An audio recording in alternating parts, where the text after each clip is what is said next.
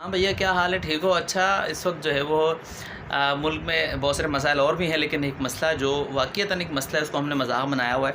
अक्सर हमारे लोग जो है वो मुफ्ती साहब के ऊपर ये जो मीम्स बनते हैं, लेकिन आज के मामले में वो बड़े सीरियस हैं। उन्होंने आपको वेलकम करते हैं यहाँ पे, आप तशरीफ लाएं। अपना कैमरामैन भी बेशक ले आए आप, और आप लाइव वीडियो चलाना चाहते हैं चलाएं। मुझे वैसे कोई उम्मीद नहीं है कि वो आए, और मुझे लगता है कि मेरी करामत ही ये निकलेगी कि ये कभी भी इधर नहीं आएंगे। अब मेरी ख्वाहिश है, बार बार मैं इनको रिक्वेस्ट करूंगा, सर मुफ्ती साहब वेलकम, तशरीफ ले आए, हम रेडी हैं। 5 अक्टूबर 2021 मैं इस वक्त जेहलम में हूँ। आप जेहलम का मशहूर चौक देख सकते हैं, और मेरा ये ज़िंदगी में पहला सफ़र है जेहलम का, और इसका बुनियादी मकसद इंजीनियर अली मिर्ज़ा साहब से बिलमुशाफा बातचीत है। जो कि आपको पता है कि बहुत अरसे से यूट्यूब पे एक मुलाखड़ा से चल रहा है, वो आ रहे हैं, ये नहीं आ रहे, वो बुला रहे हैं, ये नहीं जा रहे, कुछ एक अजीब सी सिचुएशन चल रही है। पहली बात तो ये कि मैं इंजीनियर साहब के सामने बैठूंगा इंशाल्लाह, और 1.5 घंटा हम अल मुहन्नत अल मुफन्नत के उन अकीदों पे बात करेंगे जिनके बारे में इंजीनियर साहब बहुत अरसे से ये दावा कर रहे हैं कि ये अकीदे कुरान और सुन्नत के खिलाफ हैं, और कोई भी मेरे सामने इन मसाइल पे बैठ के बातचीत नहीं कर सकता। ये मैं जो ये बात कर रहा हूं ना कि उसूली बात करें, तो इनको इनके साथ वाले लोग ही रोक देंगे।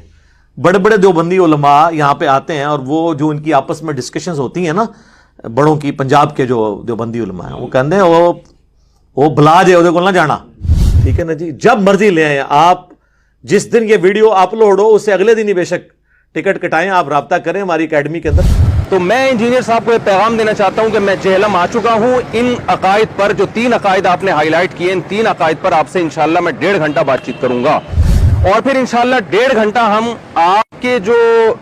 आपने जो कुरान और सुन्नत में तहरीफात की हैं, और खास सहाबा कराम जिनमें हजरत मुआविया रजी अल्लाह ताला अन्हु सर फहरिस्त हैं, उन पे जो आपने इल्जामात लगाए हैं, तो इंशाल्लाह फिर हम 1.5 घंटा उन टॉपिक पर भी बात करेंगे। हजरत मुआविया रज़ियल्लाहु तआला के वाले से तो आप हमारे स्टूडेंट के साथ नहीं बैठ सकते। अगर आप इसे अकीदे का मसला समझते हैं तो आ जाए, इसको अकीदे में शामिल कर लें, ये भी एक सवाल ऐड कर लें। अगर आप इसको आसान सवाल समझते हैं, ये सवाल आपकी जिंदगी का सबसे मुश्किल सवाल होगा, ये मैं आपको बता दूं। यहाँ मेरे नुमाइंदे हैं मौलाना मुसाफ साहब, यहीं जेहलम के मकामी हैं, इनका मैं नंबर यूट्यूब पे शेयर कर रहा हूँ। तो इंजीनियर साहब खुद या इनका कोई नुमाइंदा इस नंबर पे बात करके इनसे बैठ के तय कर ले। मैं 48 घंटे जेहलम के अंदर बैठ के इंतजार करूंगा इंजीनियर साहब के रिप्लाई का। अगर पॉजिटिव रिप्लाई आता है, और ये रिप्लाई यूट्यूब पे आना चाहिए, ये टेलीफोन पे या व्हाट्सएप पे नहीं, यूट्यूब पे वो अपना रिप्लाई रिकॉर्ड करवाएं कि जी मुफ्ती तारिक मसूद साहब जेहलम आ चुके हैं, बहुत शुक्रिया। और मैं 1.5 घंटा अल मुहन्नत अल मुफन्नत और 1.5 घंटा उन चैलेंजेस पर जो मैं करता रहा हूं, यानी इंजीनियर साहब करते रहे हैं, मैं उन पे बात करने के लिए रेडी हूं। कि 48 घंटे में कोई जवाब ही नहीं आता सिरे से, या जवाब तो आता है मगर वही पुराने स्टाइल में, यानी उस जवाब में हमें ये नहीं लगता कि ये कोई बैठने के लिए तैयार हैं, तो मैं फिर हुज्जत तमाम करके यहाँ से जहाँ मर्जी जाऊँ। तो 48 घंटे इस वीडियो के अपलोड होने के बाद मैं आपका वेट करूँगा। मैं जेहलम शहर में ही रहूँगा। तो 48 घंटे के अंदर अगर आपका कोई पॉजिटिव जवाब आ जाता है और आप इसके लिए एग्री हो जाते हैं, तो मैं मजीद स्टे करूँगा, नहीं तो इसका मतलब है कि मेरी तरफ से हुज्जत तमाम हो चुकी है। फिर शायद आप ये बात नहीं कर सकते कि ये लोग बैठने के लिए तैयार नहीं है। अच्छा जी, अगर आपने गौर किया होगा तो इंजीनियर साहब ने नंबर दिया था अपनी वीडियो के अंदर, जो कि मैं यहाँ पर डायल कर रहा हूँ, ठीक है। और यहाँ से कॉल जो है वो फॉरवर्ड हो रही है, यानी कॉल नहीं हो रही है, कट रही है कॉल, उनके नंबर पे नहीं जा रही, जो नंबर दिया हुआ है उस पर कॉल ही नहीं जा रही है। और तो ये इंजीनियर साहब है, जब किसी को लेक्चर देते हैं तो।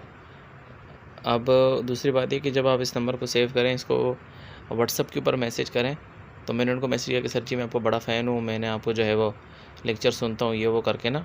तो अब इन्होंने मैसेज, देखो यहाँ पर सीन हुआ है, लेकिन उसके बजाय रिप्लाई करने के ऑटोमेटिक में जो है मुझे 2-3 मैसेज कर दिए, जिसमें ये भी लिखा है कि जी अगर आप हमारे जो है वो आना चाहते हैं तो सुबह 9 बजे से लेकर 1 बजे तक हमारे यहाँ पढ़ाई होती है, तो आप यहाँ पर आ जाएँ।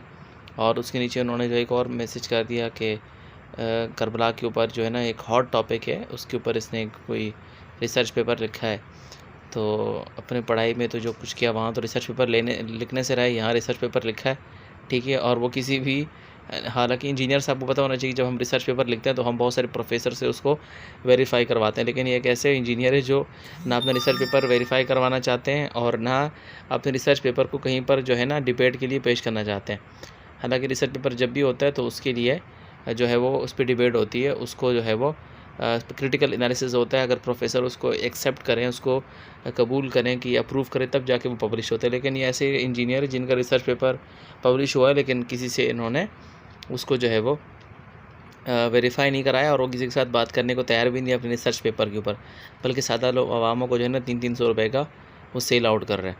हालांकि रिसर्च पेपर जो है ना बड़े जर्नल्स में शाया होता है। हम इसलिए पता है कि हम खुद यूनिवर्सिटी में पढ़ते हैं तो हमें इन चीज़ों का पता है, लेकिन इंजीनियर साहब जो है ना बाकी लोगों को बेवकूफ़ बना रहे हैं, सादा लोग आवाम को, और उनसे पैसे बटोरने के लिए और कोई काम नहीं है इनका।